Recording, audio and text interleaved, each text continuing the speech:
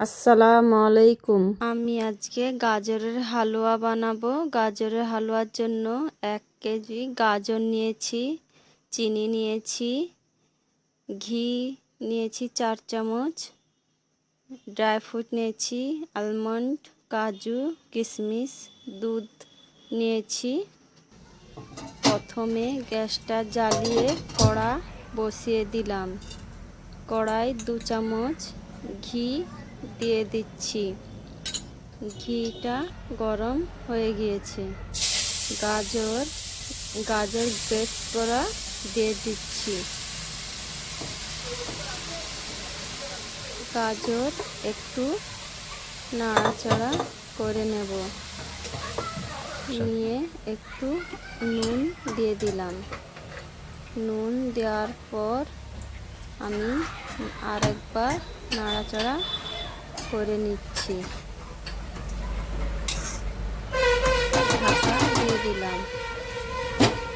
ঢাকা খুলে আরেকবার নাড়াচাড়া করে নিচ্ছি। যে দুধটা রেখেছিলাম দুধ দিয়ে দিচ্ছি। দুধটা 500 গ্রাম দিয়ে দিলাম। 1 কিলো গাজরের সঙ্গে আমি 500 দুধ দিয়ে দিলাম। দুধ দেওয়ার পর নাড়াচাড়া করে নিচ্ছি। নাড়াচাড়া করে আমি ভালো করে নাড়াচাড়া করে নিচ্ছি।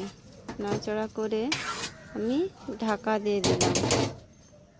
ঢাকা খুলে আরেকবার নাড়াচাড়া করে নিচ্ছি।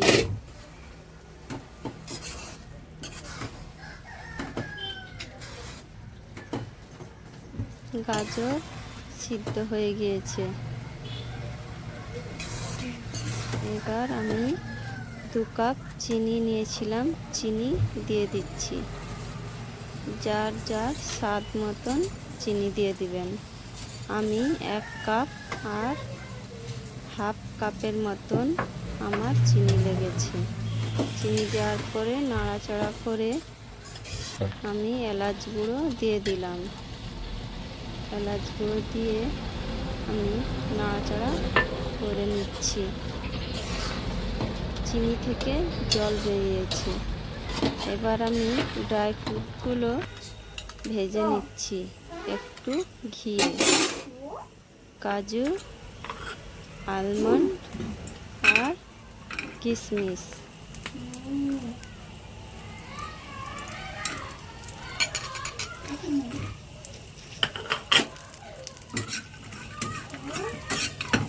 ভাজা হয়ে গিয়েছে।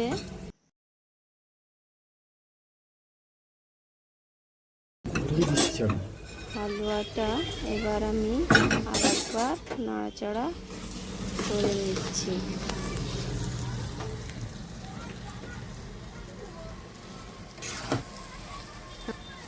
দুধটা পুরো শুকিয়ে গিয়েছে গাজরে। আমি সন্দেশ দিয়ে দিলাম। সন্দেশটা দেওয়ার পরে আমি গ্যাসটা একটু বাড়িয়ে দিয়েছি, যেহেতু আমার একটু গাজরের হালুয়াতে রস রয়ে গিয়েছে দুধের। আমি ভালো করে শুকিয়ে নিচ্ছি। ভালো করে নাড়াচাড়া করে শুকিয়ে নিচ্ছি। আমি ঘিটা দিয়ে দিলাম। আগে 2 চামচ দিয়েছি, এখন 2 চামচ দিয়ে দিলাম নামানোর একটু আগে। আমি এখানে মোট 4 চামচ ঘি ইউজ করেছি। গ্যাসটা বন্ধ করে দিলাম। ঘি দিয়ে বেশিক্ষণ নাড়াচাড়া করা যাবে না। আমি বোলের মধ্যে ঢেলে নিলাম।